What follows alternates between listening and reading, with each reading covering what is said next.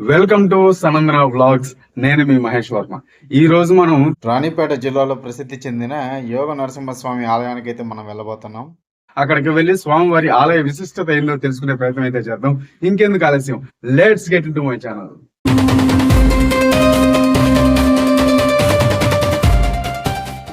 మానవుడికి జనన మరణ చక్రాల నుంచి విముక్తిని ప్రసాదించే ఆలయం. దుష్ట శిక్షణ చేసిన శ్రీమన్నారాయణుడి 4వ అవతారమైన శ్రీనరసింహుడు తన ఉగ్ర రూపాన్ని ఉపసంహరించుకొని యోగ ముద్రలో భక్తులకు దర్శనమిచ్చే ఆలయం ఇదే. రాణిపేట జిల్లాలో ప్రసిద్ధి చెందిన యోగ నరసింహస్వామి ఆలయం. ఆగస్టు 22 నా పుట్టినరోజు సందర్భంగా షోలింగర్ ఆలయానికి వెళ్ళాలని నిర్ణయించుకున్నానండి. అరక్కునం జంక్షన్ వరకు ట్రైన్లో వచ్చి అక్కడి నుంచి షోలింగర్ బస్సు అయితే ఎక్కాను. బస్సులో కూర్చున్న గంటకి స్టార్ట్ చేశాడు. సరే బస్సు స్టార్ట్ చేశాడు కదా అనుకున్న 10 నిమిషాల కల్లా యాక్సిడెంట్ చేశాడు. డ్రైవర్కి కొంచెం స్పీడ్ ఎక్కువ అయిపోయి టాటా మ్యాజిక్ని గుద్దేశాడు. ఆల్మోస్ట్ ఒక 1.5 అవర్ పాటు బండిని పక్కన నిలబెట్టేశాడండి. ఇంక ఇది అయ్యే పని కాదని చెప్పేసి షేర్ ఆటో వస్తుంటే షేర్ ఆటో ఎక్కేసాను. చుట్టుపక్కల ఒక ఆహ్లాదకరమైన వాతావరణంలో అయితే నా ప్రయాణం సాగింది. ఎత్తైన కొండలు, పచ్చటి పంట పొలాల మధ్య ఈ ప్రయాణం సాగుతూ ఉంటే నిజంగా చాలా ఆహ్లాదకరంగా అనిపించింది. ఎట్టకేలకు షోలింగర్ అయితే మనం చేరుకున్నాం. ఇదే షోలింగర్ యోగ నరసింహస్వామి వారి ఆర్చ్. ఈ ఆర్చ్ కానించి కాలినడక మార్గం 1 కిలోమీటర్ దూరం అయితే ఉంటుంది. పదండి వెళ్దాం. ఆటోలో మనిషికి 20 రూపాయలు తీసుకున్నారు. ఇక్కడ ఇదిగోండి, అక్కడ ఎదురుగా కనిపిస్తుంది చూడండి కొండ, అదే మన షోలింగర్ యోగ నరసింహస్వామి ఆలయం. స్వామి వారిని మనసులో ధ్యానించుకుంటూ మెట్లెక్కడం మొదలు పెట్టారండి. నమో నారసింహ.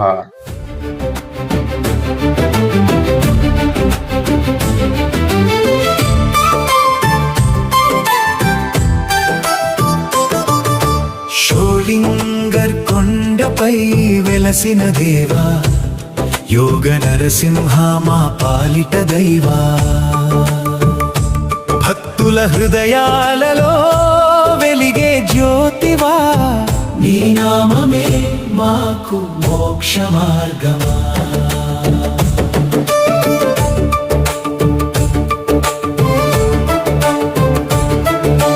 కొండెక్కే అడుగడుగున నీ నామస్మరణ, కష్టాలన్నీ కరిగించే దివ్య దర్శన. ఎదురుగా కనిపిస్తుంది చూడండి, అది యోగ ఆంజనేయ స్వామి వారి ఆలయం. 800 అడుగుల ఎత్తులో ఉంటుంది ఇది. షోలింగర్ కొండపై వెలసిన దేవా, యోగ నరసింహ మా పాలిట దైవా. భక్తుల హృదయాలలో వెలిగే జ్యోతివా.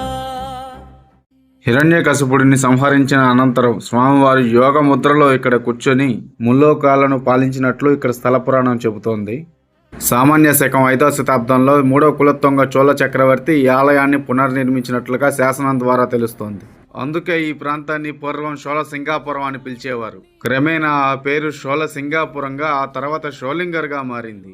ఈ షోలింగర్ ఆలయం 108 వైష్ణవ దివ్యక్షేత్రాల్లో ఒకటిగా ప్రసిద్ధి చెందింది. కొండపైనున్న గర్భాలయంలో స్వామివారు యోగ నరసింహస్వామిగా, అమ్మవారు చెంచులక్ష్మీదేవి, అమృతవల్లి అమ్మవారుగా భక్తుల్ని కటాక్షిస్తున్నారు.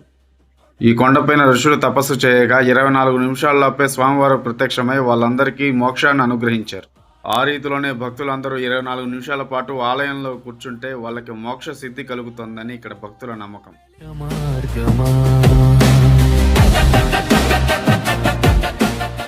ఈ ఆలయం తిరుపతి నుంచి 80 కిలోమీటర్లు, చెన్నై నుంచి 100 కిలోమీటర్లు, వేలూరు నుంచి 50 కిలోమీటర్లు, అలాగే తిరుపతి నుంచి 30 కిలోమీటర్ల దూరంలో అయితే ఉంటుంది. మార్గ మధ్యంలో పురాతన ఆలయం ఒకటి మాకు కనిపించిందండి. వెళ్ళి చూసాము. అది ఏ ఆలయం అనేది మాకైతే అర్థం కాలేదు. మీకు ఎవరైనా మీరు ఈ ఆలయాన్ని చూసుంటే కింద కామెంట్ చేయండి. ఈ పురాతన ఆలయం పక్కన ఒక బావిలా కనిపించింది. వెళ్ళి దగ్గరికి వెళ్ళి చూసాం. ఈ బావి ఏంటనే అక్కడ లోకల్ తమిళ వాళ్ళని అడిగితే అదొక సొరంగం లాంటిది, ఆ కొండ లోపలికి ఏదో దారి ఉంది, దగ్గరికి వెళ్ళకండి అని చెప్పారు వాళ్ళు. నేను కూడా ఇంకా వెనక్కి వచ్చేసాను.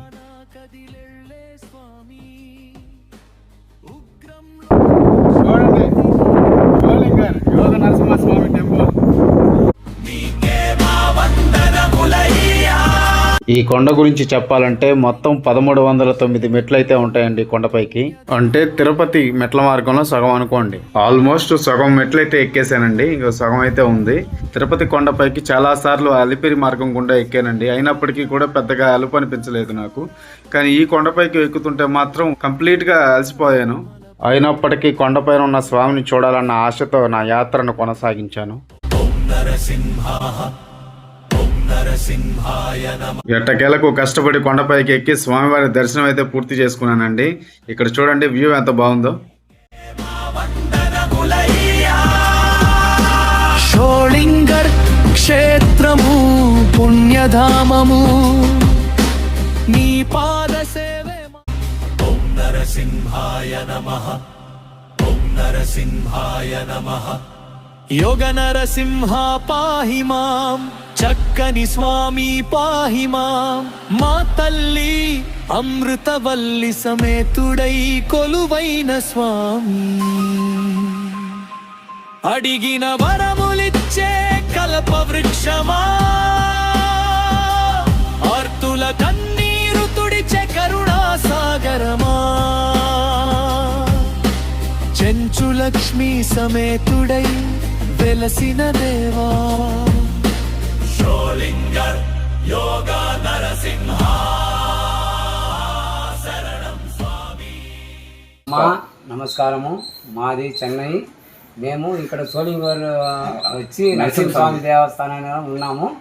ఇక్కడ ఈ లక్ష్మీ నరసింహస్వామి వచ్చి పవిత్రమైన పుణ్యక్షేత్రం. మన కోరిన వరాలు ఇచ్చే దేవుడు. సంతానం కానీ, ఆదాయం కానీ, డబ్బు కానీ ఏదొక్కటి నువ్వు తలిచి మొక్కితే ఆయన మన ఇంటికాడ వచ్చి మనకి ఆపదలు ఆదుకునే లక్ష్మీ నరసింహస్వామి. మేము చిన్న వయసులో 3 వయసులో వచ్చింది, ఇప్పుడు 55 ఏళ్ళు అవుతుందమ్మా. ఈ 52 ఏళ్ళుగా ఆయన మాకు తోడు నీడగా ఉన్నాడు. మాకు ఎటువంటి ఆపద లేకుండా మాకు సకల సంపదలు నుంచి కాపాడుతున్నాడు ఈ లక్ష్మీ నరసింహస్వామి గుడి సోళింగర్లో. అతను దిగుతుండగా కింద ఆంజనేయ స్వామి ఉంది. ఆయన భక్తి శక్తివంతుడు. మనకి ఏ ఆపదలున్నా కాపాడుకుండేది ఆయన. ఈయనదా 24 నిమిషాలు కూర్చొని ఉన్నారంటే ఋషులు కూర్చొని ఉన్నారు. వాళ్ళకి దొరికిన మోక్షం మనం కూడా అదే మరి కూర్చొని ఉంటే ఆ 24 నిమిషాలు మనకి ఆ ఋషుల వల్ల మోక్షం కలుగుతుందని ఐదీగమ్మ ఇక్కడ. కాబట్టి మీరు వస్తే ఇక్కడ వచ్చి కూర్చొని 24 నిమిషాలు లక్ష్మీ నరసింహ స్వామి గుడి లోపల. స్వామివారి దయ వల్ల దర్శనం అయితే చాలా బ్రహ్మాండంగా జరిగింది. ఇంకా తిరుగు ప్రయాణం కొనసాగించాలి. నమో నరసింహ. పుణ్యధామము నీ పాద సేవే మాకు పరమ భాగ్యము.